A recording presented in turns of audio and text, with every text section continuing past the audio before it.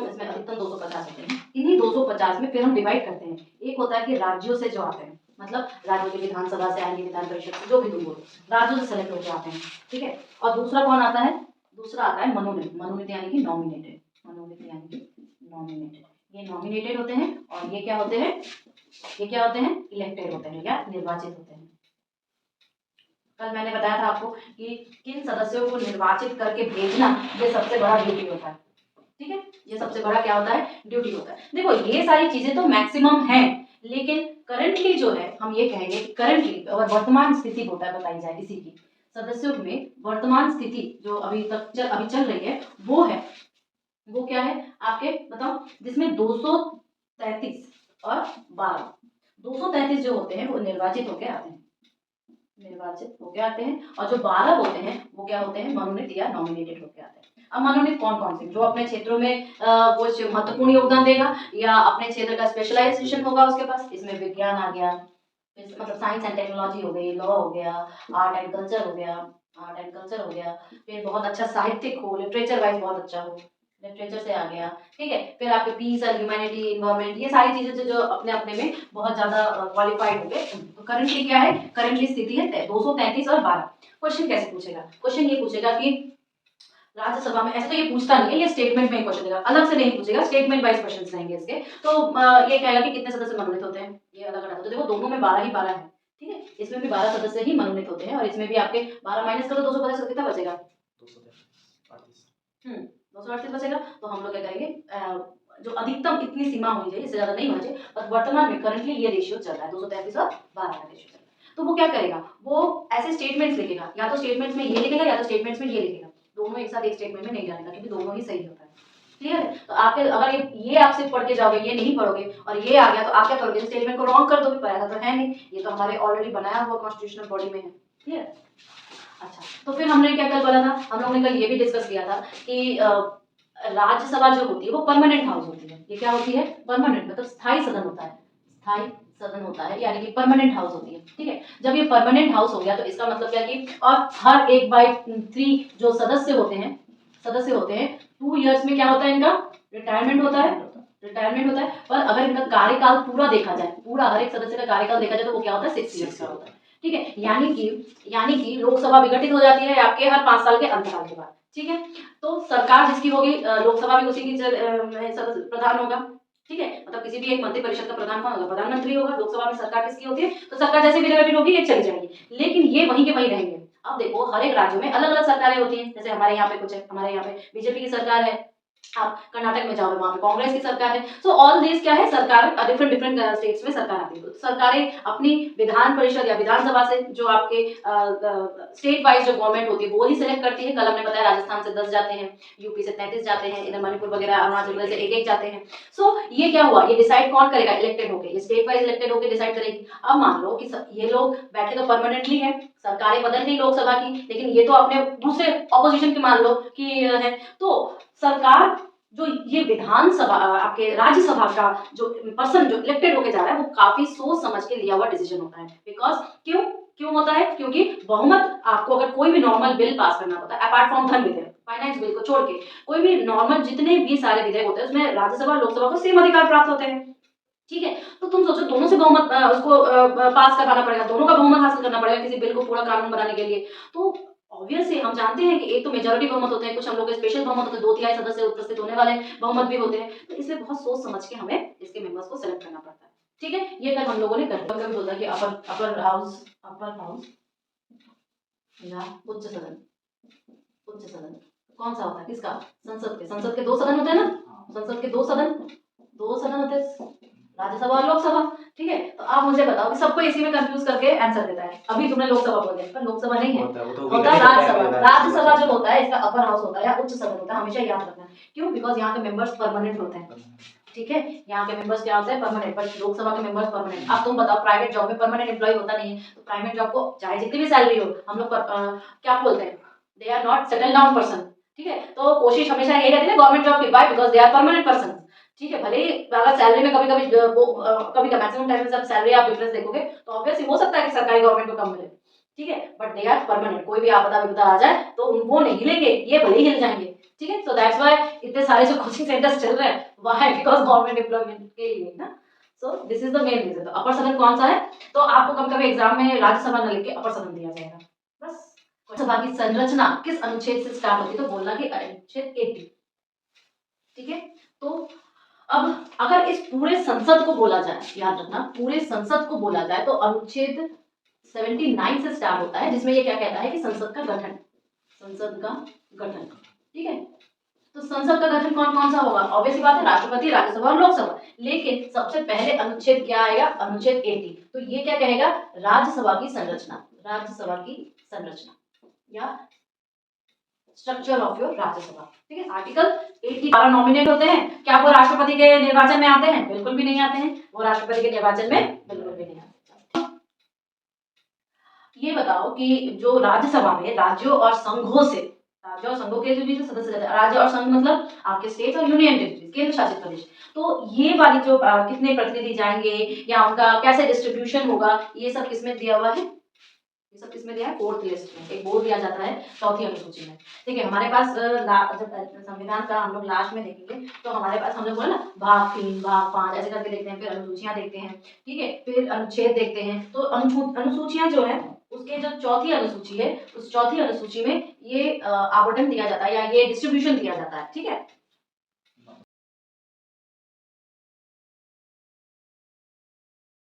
निर्वाचन मंडल देख रहे हैं, निर्वाचन मंडल किसका, राष्ट्रपति का। ठीक। प्रेसिडेंट का जब हम लोग इलेक्टोरल बोर्ड देखते थे, इलेक्टोरल कॉलेज देखते थे, तो हम लोग ने क्या बोला था कि हम लोग मतों का इक्वलाइजेशन करते हैं। क्यों, क्योंकि यहाँ पर सदस्य आपके राज्यों से भी जाते हैं, यहाँ पे सदस्य आपके यूटी में कौन है, दिल्ली और पुडुचेरी के भी जाते हैं। तो जब ये राज्यों में जाएंगे तो हर एक राज्य का क्या एरिया सेम है, बिल्कुल भी नहीं है।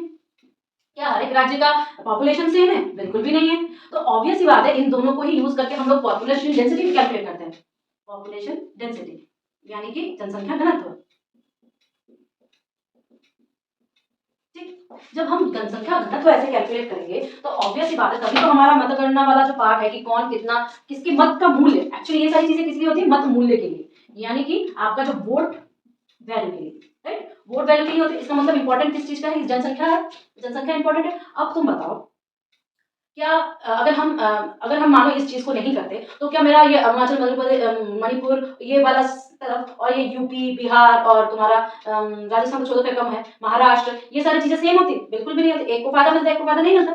इसलिए हम लोगों ने क्या किया था, मत मूल्य कैलकुलेट किया था, जो कि जनसंख्या का आधार था। तो सेम चीज हम लोग इस वाले में भी करते हैं कि राज्यसभा में मैक्सिमम कितने हैं, मैक्सिमम की बात कर रहे हैं अभी, तो मैक्सिमम 238 है। ये क्या होते हैं, इलेक्टेड आते हैं, या निर्वाचित होते हैं, राइट। तो जब ये निर्वाचित होते हैं, तो ऑब्वियस ही बात है, कौन से स्टेट से कितना जाएगा, ये कौन सी अनुसूची में दिया है, चौथी अनुसूची में, चौथी अनुसूची, फोर्थ शेड्यूल में। ठीक है, शेड्यूल कहते हैं उसको। ठीक है। तो फोर्थ शेड्यूल में जब ये दिया हुआ है, तो ऑब्वियस ही बात है कि फोर्थ शेड्यूल में क्या दिया है, कौन से राज्य से कितने परसेंट राज्यसभा में मेंबर होंगे। ठीक। तो ये जो अमाउंट है, ये कौन डिसाइड करते, किस आधार पर, किस बेस पे डिसाइड करते हैं हम लोग, जनसंख्या के आधार पर। ठीक है। तो इसको डिसाइड करने का या निर्णय लेने का कौन सा स्टेट कितना मेंबर जाएगा, इसका बेसिस क्या है, जनसंख्या, यानी कि पॉपुलेशन, पॉपुलेशन बेसिस या जनसंख्या के आधार पर। क्लियर, जनसंख्या के आधार पर हम इसको डिसाइड करते हैं। क्लियर। शक्तियां मेन जो है राज्यसभा की, कल हम लोगों ने कुछ शक्तियां देखी, आज हम लोग फिर से कुछ शक्तियां देखेंगे। शक्तियों में देखिए, पहले आपको ये पड़ेगा कि आपके पास विशेष शक्तियां क्यों है, क्योंकि देखो हर वक्त ना यही पढ़ाया जाता है, धन विधेयक वाला शक्ति, क्या कि धन विधेयक अगर नहीं हो तो कल 15 दिन बाद वो सोचेगा कि पास्ट है, कोई इसमें संशोधन करने की आवश्यकता नहीं है। और ये पेश भी कहाँ होगा, लोकसभा में ही पेश होगा सबसे पहले। तो ऑल दोस थिंग्स। अच्छा, रमन और निर्मला सीतारमण का आज तक का रिकॉर्ड है कि उसने फाइनेंस बिल प्रस्तुत करते समय सबसे लंबा भाषण जो दिया है, बजट पेश करने का जो सबसे लंबा भाषण आज तक निर्मला सीतारमण के ऊपर ही है। ठीक है। और अभी प्रेजेंट में निर्मला सीतारमण ही है फाइनेंस में। आर्टिकल है 249, आर्टिकल है 249। अब इस अनुच्छेद में राज्यसभा की कुछ विशेष शक्ति है, राज्यसभा की विशेष शक्ति है, जो कि डिस्कस करती है, विशेष शक्ति किसके बारे में डिस्कस करती है, उसके राज्य सूची यानी कि स्टेट लिस्ट में क्या क्या विषय होंगे, उस पे कानून को, जो संसद की शक्ति को डिस्कस करती है। ठीक है। अब एक्चुअल में इस अनुच्छेद में ये बताया गया है कि संसद राज्य सूची में कौन कौन से विषय को इन्वॉल्व करेगी। वो देखो, शक्ति का मतलब क्या होता है, एक किसी टॉपिक पर कोई एक पर्सन नहीं बैठा रहता डिसीजन लेने के लिए। ठीक है। एक टॉपिक पे बहुत सारे पर्सन्स हो सकते हैं डिसीजन लेने के लिए। सो दैट मीन्स कि आर्टिकल 249 हम सिर्फ ये नहीं कह सकते कि वो राज्यसभा के ही लिए है। आर्टिकल 249 ये कहता है कि संसद राज्य सूची के जो विषय हैं उसको जब कौन कौन सा विषय उसमें डालना है, राज्य सूची तो हम लोग जानते ही हैं, स्टेट लिस्ट, तो उसमें कौन कौन से विषय हमें डालने हैं ये डिसीजन जो है संसद का है। अब उस डिसीजन में संसद में राज्यसभा भी आएगी, लोकसभा भी आएगी, तो राज्यसभा की क्या स्पेशल शक्ति है वो हम लोग लिखेंगे इसमें। ठीक है, तो लिखिए थोड़ा सा। राज्यसभा 2/3 बहुमत से प्रस्ताव पारित कर, राज्यसभा 2/3 बहुमत से विधेयक को पारित कर राज्य विषय सूची में अनुमति देती है, या कौन सा सब्जेक्ट इसमें इन्वॉल्वमेंट होगा इसकी अनुमति देती है। ठीक है, अब ये जो कानून बन गया, ये कानून 1 साल के लिए वैलिड रहेगा। यह कानून 1 साल के लिए वैलिड रहेगा, और दूसरा अगर उसे समय अवधि बढ़ानी हो तो उसे फिर से वही 2/3 बहुमत वाला प्रोसीजर को फॉलो आउट करवाना पड़ेगा। ठीक है, क्लियर। अब दूसरी स्पेशल पावर राज्यसभा की क्या है? अखिल भारतीय सेवाएं। पावर क्या है? अखिल भारतीय सेवाएं, यानी कि all India services. All India services में अभी हम लोग तुम लोग सबसे ज्यादा सिर्फ आईएएस सुनते हो। प्रधानमंत्री उसको साइन कर, वो खड़ा होकर हाँ, साइन करोगे ना। बस यही देखते हैं। वो भी मोदी जी का ही दिखा रहे हैं। मोदी का दिखा। आईएफएस, ठीक है, आईएएस होता है इंडियन डॉक्टर साहब सॉरी बोलते हैं, इंडियन एडमिनिस्ट्रेटिव सर्विसेज, ठीक है। इसमें क्या है? इंडियन पुलिस सर्विसेज, और ये क्या है? Indian forestry services. क्लियर? ये जो Indian forest services Akhil Bharatiya सेवा में कब है? 1966 में है। लेकिन इन दोनों का नाम जो है पहले चेंज था। ठीक है, इन दोनों का नाम क्या था? पहले चेंज था। एक था आईसीएस और एक था आईपी। क्या था? आईसीएस और आईपी, जो कि 1947 में चेंज होकर आईएएस बना और आईपीएस बना। क्लियर है? ये समझ में आ गया ना कि अखिल भारतीय सेवाएं कौन कौन सी है अभी प्रेजेंट में। अब देखो जुडिशरी सेवाओं को अखिल भारतीय सेवाओं में सम्मिलित करने के लिए बहुत जोर शोर से चल रहा है, पर अभी तक हुआ नहीं है। अखिल भारतीय सेवाएं क्या क्या है? आईएएस, आईपीएस और आईएफएस। आईएएस क्या है? इंडियन एडमिनिस्ट्रेटिव सर्विसेज, और पहले ये सारी इसका नाम क्या था? ICS, ICS Indian Civil Services था। ठीक है, इसके बाद आईपीएस, जो पहले सिर्फ आईपी था। ठीक, आईपी का मतलब इंडियन पुलिस, और ये तो खैर बना ही है 1966 में। क्लियर है? और ये दोनों नाम चेंज कर वो 1947 में। लेकिन राज्यसभा का विशेष अधिकार ये है कि अगर किसी को भी इसमें कोई भी नया सर्विसेज जोड़ना है, ठीक है, अखिल भारतीय सेवा में कुछ जोड़ना है, तो आपको पहले 2/3 बहुमत से राज्यसभा में पारित करना पड़ेगा। राज्यसभा में पारित कितने बहुमत से? 2/3 बहुमत से।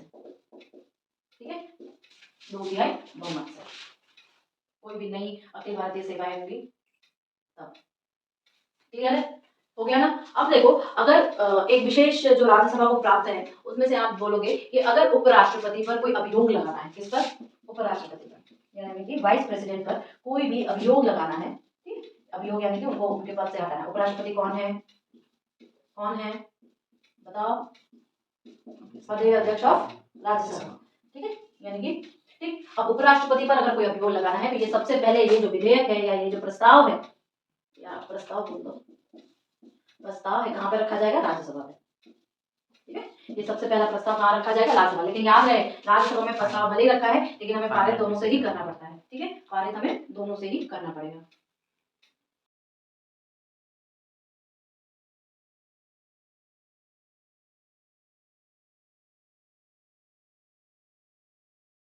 ये गलत है। तुम बताओ, लोकसभा जनता द्वारा के प्रत्यक्ष रूप से चुनी जाती है, ये भी सही है। संसद संविधान का संशोधन करती है, ये भी सही है। राज्यसभा को भंग नहीं कर सकते, ये भी सही है। प्लस मंत्रिपरिषद लोकसभा के प्रति उत्तरदायी है, ये भी सही है। लेकिन सारे सही हैं, लेकिन इसमें से सही वो कौन सा है जो कि ये कहे कि भारत में संसदीय प्रणाली है? भारत में संसदीय प्रणाली है क्योंकि, तो फिर हमारा यही होगा।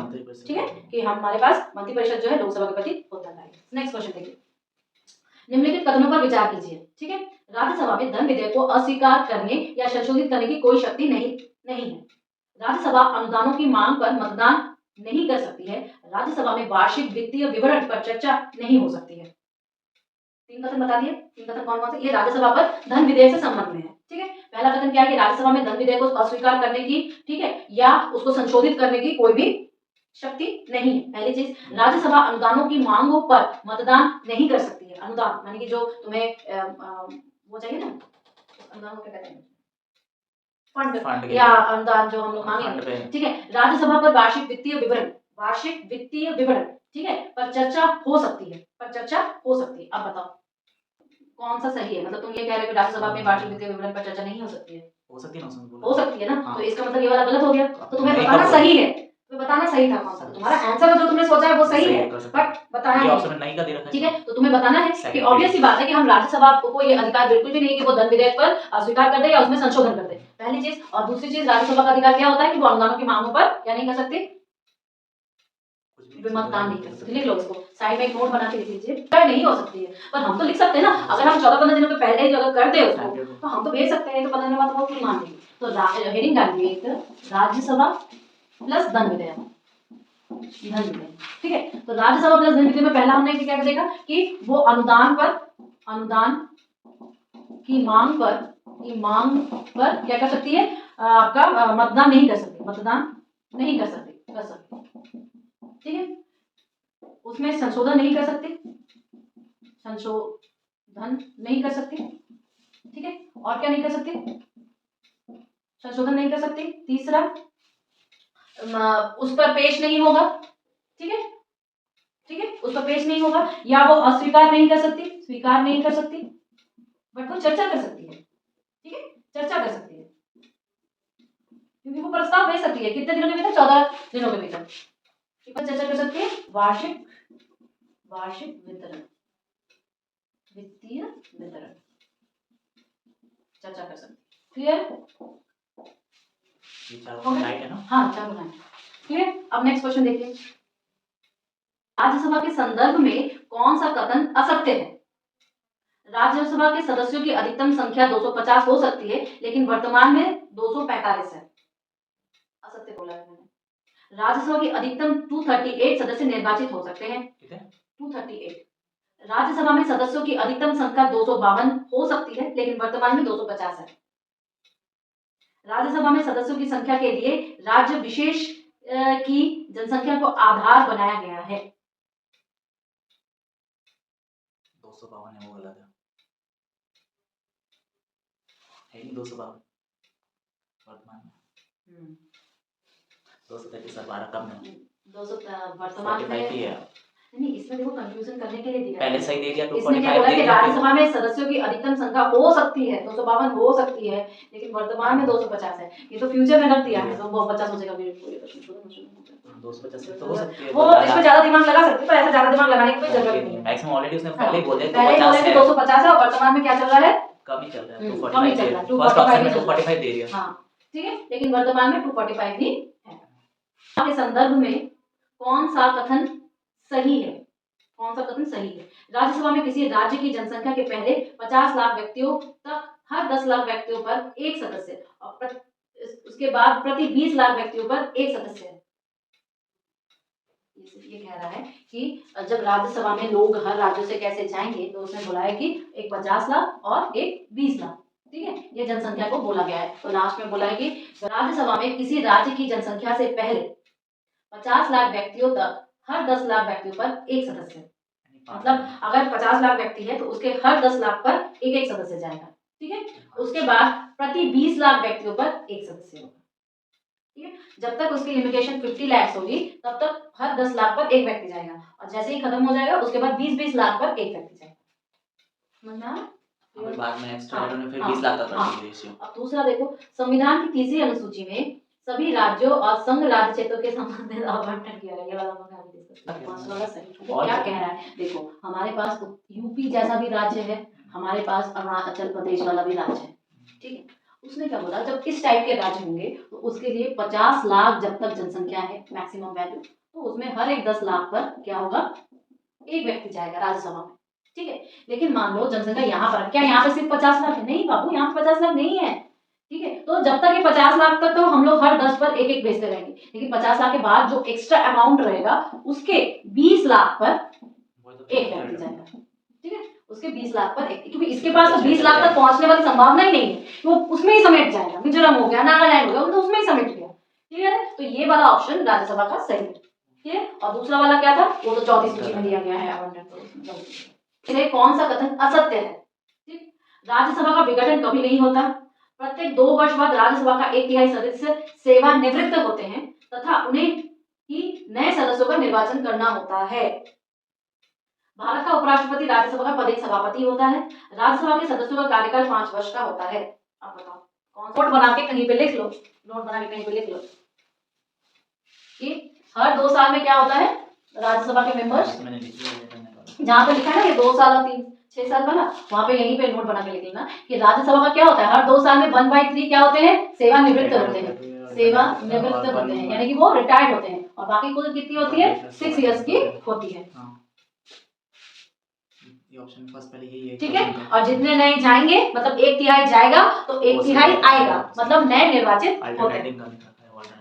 हाँ, तो सोचो कि मैं तुम्हें वो सारे स्टेटमेंट करवा देती हूँ जो यूपीएससी में भी आते हैं, मैं तुम्हें वो सारे स्टेटमेंट करा देती हूँ जो आरएस में आते हैं, और मैं वो सारे स्टेटमेंट कराती हूँ जो फर्स्ट ग्रेड, बाकी तो नीचे जितने फर्स्ट सेकंड थर्ड जितने में भी आते हैं मैं सारे स्टेटमेंट करा रही हूँ। तो ये तो गलत करना ही मत, because it's a pressure not only yours, it's mine too. ठीक है। उसके बाद एक क्वेश्चन सुनो, गैर वित्तीय मतलब नॉन फाइनेंशियल बिल, तो गैर वित्तीय विधेयकों के संबंध में राज्यसभा को उतनी ही शक्तियां प्राप्त है जितनी लोकसभा को, ये हम लोगों ने कल ही पढ़ा। धन विधेयकों के मामले में राज्यसभा की राय को मानना या नहीं मानना लोकसभा की इच्छा पर निर्भर है, ये भी हम लोग जानते हैं। संविधान संशोधन विधेयकों के मामले में राज्यसभा की शक्तियां लोकसभा के बराबर है, तो कौन सा सही है? धन विधेयक को छोड़ के लोकसभा और राज्यसभा में सभी बिलों पर समान अधिकार है, तो ऑब्वियस सी बात है जब समान अधिकार है और संशोधन तो कोई लोग फाइनेंस बिल भी नहीं, इसका मतलब वो जो डिसीजन दोनों लेंगे, वो जो डिसीजन लेगा उसको भी समान अधिकार उसमें भी है, तो ऑब्वियस सी बात है ये वाला गलत हो गया, ये वाला भी तो सही हो गया ना। इसका मतलब कि संविधान संशोधन विधेयक के मामले में राज्यसभा की शक्तियां लोकसभा के बराबर है, संविधान संशोधन विधेयक है, तो इसका मतलब तीनों सही है इसके। ठीक है, मतलब तीनों ऑप्शन क्या कहते हैं, गैर वित्तीय विधेयकों में राज्यसभा की शक्तियां उतनी नहीं है जितनी की लोकसभा के पास है, सीरियसली बात सही है। धन विधेयक के मामले में उसमें राज्यसभा को उसके प्रस्ताव मानना ना मानना ये लोकसभा के ऊपर डिपेंड करता है, इसी बात है। संशोधन को बिल में दोनों के पास समान तो है, तो तीनों सही है इसके। ठीक है। संविधान संशोधन में जो बहुमत प्राप्त करता है ना, बहुमत तुम्हें 2/3 वाला दिखाया, 2/3 से पारित होना, तो ये उसको भी 2/3 से पारित करना पड़ेगा, लोकसभा को भी। हाँ बिल्कुल, लोकसभा को भी 2/3 से पारित करना पड़ेगा, क्योंकि ये एक सबसे पहले दिमाग में क्या रखना है, इसीलिए कल हम लोगों ने क्या बोला, सबसे पहले दिमाग में रखना है कि नॉन फाइनेंशियल बिल, यानी कि गैर आपका वित्तीय विधेयक, गैर वित्तीय विधेयक कुछ जितने भी होंगे दोनों को सेम वो प्राप्त है। ठीक है। राज्यसभा के कार्य व शक्तियों के संबंध में सत्य कथनों का चयन कीजिए। राज्यसभा को अधिकार है कि वो उपस्थित और मतदान करने वाले 2/3 सदस्यों के बहुमत से राज्य सूची में शामिल किए गए विशेष व्यक्तियों का राष्ट्रीय महत्व को घोषित कर सकती है। अभी जो डिस्कस किया, अभी क्या डिस्कस किया, 2/3 वाला ही डिस्कस किया। राज्यसभा को ये शक्ति प्राप्त है कि वो उपस्थित और मतदान करने वाले 2/3 सदस्यों के समर्थन से कोई नई अखिल भारतीय सेवा का सृजन कर सके, अभी किया है, ये भी सही है। उपराष्ट्रपति को हटाने का प्रस्ताव राज्यसभा में ही शुरू किया जा सकता है, भाई इसके तो तीनों सत्य हैं, तीनों सत्य हैं, तो कर लेंगे यार, ये तो कर लेना। से कौन सा कथन सत्य नहीं है? कथन सत्य नहीं है, राज्यसभा के सभी सदस्य राष्ट्रपति के निर्वाचक मंडल का हिस्सा बनते हैं। राज्यसभा क्या? राज्यसभा के सभी सदस्य राष्ट्रपति के निर्वाचक मंडल का हिस्सा बनते हैं, नहीं, मामूली को हटा दिया जाता है। राज्यसभा, अच्छा सत्य नहीं है, सत्य नहीं है, इसमें पेयर्स में भी सत्य नहीं है, एक से बाहर।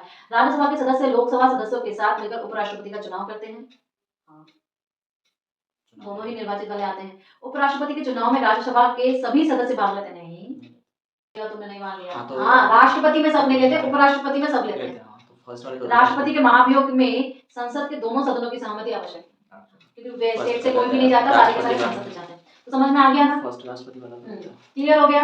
अब हम लोग मतलब प्रैक्टिस राज्यसभा पूरा हो गया, अब हम लोग लोकसभा पढ़ेंगे कल से।